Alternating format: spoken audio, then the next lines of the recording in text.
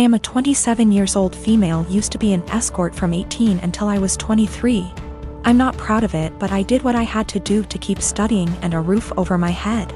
That's how I met my now fiancé, though he was never my client. We began to date when I was 25, and 3 or 4 months after that his brother-in-law exposed me. No idea how he found out, because there's no way my fiancé knew, and thus we had to come clean in front of his whole family. Yes, I did that. Yes, he knows. Yes, he doesn't care. It was 2 years ago. At that time, we got over it. After that there was a span of 3 to 4 months in where my mother-in-law and some of my fiancé's aunts and cousin police their husband when I was around. It was really weird tbh, because this dudes were like 40 to 60 years old and I wasn't that desperate. So my fiancé shut their bullshit hard, and even when his family still gives me the side eye from time to time, we thought it was behind us. He proposed last year, and 5 months ago we found out that I was pregnant. We were really happy about it, and we told his family as soon as we knew. His sisters and young brother were happy for us. But his mom took me aside and begged me to be honest with her and asked if this was really my fiancé's child. I was taken aback, but I just rolled my eyes and said yes. She gave me some shitty speech about how she only wanted to make sure, and that she was happy to be a grandmother. Well, last weekend we were at his parents' with his family and some of his friends, and we were talking about the name. How he might look, small talk. We will love him regardless, but there's always some, oh, I hope he gets your nose. And I like your eyes, I hope he gets them comments. And my father-in-law said that he and his children have a birthmark in the inner tight, and that even his grandchildren, one of my SIL's kids, got them, so our baby might too. And then he said, but how can we know from who he got it? It may as well be from me, my boy, or my brothers. And he and his brothers began to laugh. My fiancé got mad, and before he could say anything I said, I don't get it, and my father-in-law was, yeah, because it runs in the family. And I said again, I don't get it, why would he get it from you? And he began to get nervous and said, because you know, it's just a joke OP. And I said, but I don't get it, and you all laughed. Explain. It got to the point that some of his friends said, hey, it's not funny, so he excused himself and left. Later my fiancé's brother-in-law came to me and said that I was wrong for embarrassing him like that in his own house, and that I knew what the joke was about and of my past. I shouldn't be surprised. Now they're all demanding that I apologize to my FIL. My cousin turned 18 recently. She's in high school. She doesn't have a car, and during her birthday weekend, thought her parents were going to buy her one. They didn't get her one, and she was pretty upset. I should note that I'm not very close with my cousin, or the rest of my extended family for that matter. I only heard about this through the grapevine from my dad. Anyway, my cousin texts me on the Friday before her birthday asking if she can take my car. I just leased a new Ford Escape, to the mall and then for an out-of-town road trip with her friends over the weekend. I tell her no. She begs and pleads with me. I tell her no again. My car is for me to drive and for me only. If she wants her own car, she can save up and buy one. She calls me a and says that I ruined her birthday and that she's embarrassed because her friends think she got a car for her birthday and she doesn't have one. I don't respond to her and think nothing of it. The weekend comes and I sleep in very late on that Saturday, waking up at 1 p.m. Don't judge. Even though my car is parked in my driveway and my gate is closed, I come to realize that someone egged and TP'd my car. With many, many eggs and 5 to 6 rolls of TP. And since the weather was warm outside, the raw egg baked into my car, along with the dried up toilet paper, destroying the paint. Since I have security cameras around my house, I decide to go back and watch. At around 9:30ish that morning, I see my cousin and a bunch of her stupid friends vandalizing my car. I'm surprised she didn't smash the windows and poke holes in the tires too. I press charges and my cousin is in legal trouble. Her and her parents are pissed off at me for pressing charges, her parents telling me that she's just a kid, and that she's been through a lot of emotional stress doing virtual schooling for this past year, and that I should take that into consideration, and that I should be ashamed of myself for pressing legal charges against my baby cousin. That I'm almost 30 and don't I remember what I was like at that age? I do remember, and I wasn't stupid enough to egg anyone's car. And can't she work something out with me, like doing chores around my house for money if I drop the charges, that she's young, that she doesn't need a felony on her record, etc., and that it was just a prank. Right after I pressed charges, my cousin was calling and texting me over and over saying that this could have been avoided had I let her take my car. I need to add that my cousin already has a felony on her record, a DUI. She's not remorseful of anything. Also, my aunt and uncle will not pay me for the damages. They just want me to drop the charges and pay for everything myself like nothing happened. I used to work on a small team for a division of a multinational company. We used to primarily be staffed by what were called old-timers. Basically people who were close to being of a pensionable age who didn't want the hustle. That culture shifted and a lot of young blood has been brought in. I formerly worked there and was given a lateral move out. A colleague, Tina, still works there. Recently an opening for director came up and Tina came to me for help. She's been doing overtime and working hard to get noticed for this position. She's well qualified for it and has extensive experience at the company, so she was given a chance to interview for it.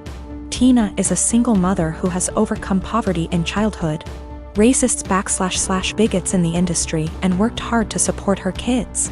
She's had health issues but always fought hard. Tina is tenacious and hardworking, but there are issues. She struggles in some areas, and while she'd definitely make a great director as she's contentious, kind and courteous, the role is evolving and may be a bit of a stretch. Nonetheless, I helped her with her application and presentation. Beyond being colleagues, she and I are friends. We spend a lot of time outside of work together. We're the only women of color in our respective areas, and share a lot of our deep feelings and thoughts. She worked hard and put together a good presentation. I was really proud of her. She presented this morning at 9:30 and got through it and was out by 10 o'clock. Most of the other applicants were internal and interviewed yesterday, but one person was recommended by a senior VP in a different department. The guy who was recommended is a 30-year-old hotshot. I think he may actually be in his late 20s. He will soon graduate from an Ivy League MBA and is the definition of corporate style. They gave him a last-minute presentation slot immediately following Tina. I attended all of the presentations. I am not on the hiring committee, but was there to support Tina and see how the presentations went. When the hotshot gave his presentation, it wasn't even close. The 20 of us sat in the room and were dumbfounded. Not only was his presentation visually appealing, but he noticed details none of us ever did, and he developed a pitch that was so innovative that our AVP asked to use a tagline he created. His technical analysis was so spot on that it was spooky. He understood issues facing our business unit without having to be told and had ready solutions to solve the problems. Questions they asked him were more about how he'll do things when he takes over the role. It was made very clear to him that this was his job, and they even provided an unofficial tentative start date. It is very clear that he understands the industry and his past experiences, such as professional work experience as well as winning top case competitions and academic awards, prepared him very well. The presentations were in totally different leagues. After he finished, he made a self-deprecating joke and took questions. He thanked us and left. We all sat there for a minute chatting when the AVP very loudly told the HR director to offer significantly above the salary and hammer out a start date immediately and get a contract signed. The VP who recommended him knew him from the MBA program, as the VP is a case coach there. He said he'd be his reference, and they are skipping all the formalities and going right to the offer. Tina has no idea. She was so happy with her performance, and she's sure she nailed it. She did well, about as well as the other candidates, but this guy is out and out in a different league. Just based on that, I too would hire the other guy. She's sitting on cloud 9 at her desk and planning a celebratory dinner to celebrate her performance. She was told decisions would be made in a couple of weeks. At this rate, it's likely she'll be informed that she didn't get the job well before 5 p.m. I really don't know what to do or say. If she asks, should I be honest about this guy's presentation? Should I avoid her the rest of the day? I want to support her, but have no idea how to even begin talking to her. I am 45 male and have a step-kid, 15 female, with my wife. I can say that me and her parents' house are very different. I don't think that she shows any patience with them, and I don't like that.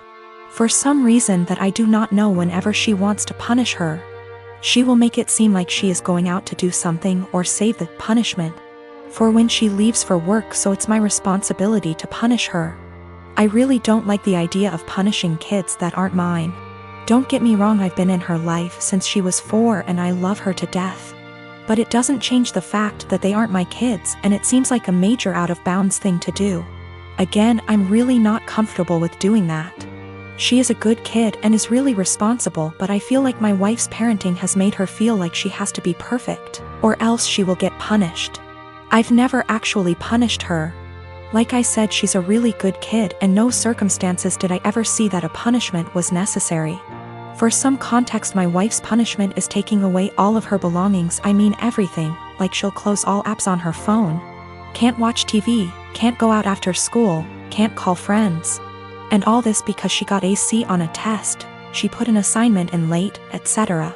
I really hate this. Being so hard on her isn't reasonable. She rarely ever does anything wrong. I mean, last year she probably had 2 assignments turned in late throughout the whole year. These things don't need such harsh punishments, they just need to be left off with a warning. And when she tells me to punish her, that's all I do. I give her a warning and she does just fine after that. I think a warning is even a stretch. Accidents happen, and overworking a kid isn't going to end well. I just tell her that if she needs help with school, I'd be happy to help so these don't happen. She's come to me a few times for it, but other than that, she's smart, and most of these were just her being overworked with school.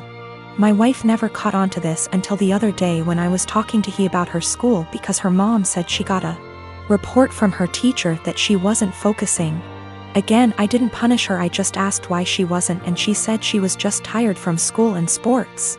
I said that's fine, and if it's too much she doesn't have to go to sports this week because it's not like it mandatory. My wife overheard because she came back inside when she forgot something. She was mad at me, saying that it doesn't teach them a valuable lesson. I said it's been working just fine and she's too hard on her. She did the whole "I'm just a stepdad" said her way is torturing her kid. She's not focusing in class because she's trying to please everyone and get an A. So she'll stay up all night and overwork herself to do so, but then she's to blame when that didn't go right. She's not speaking to me now,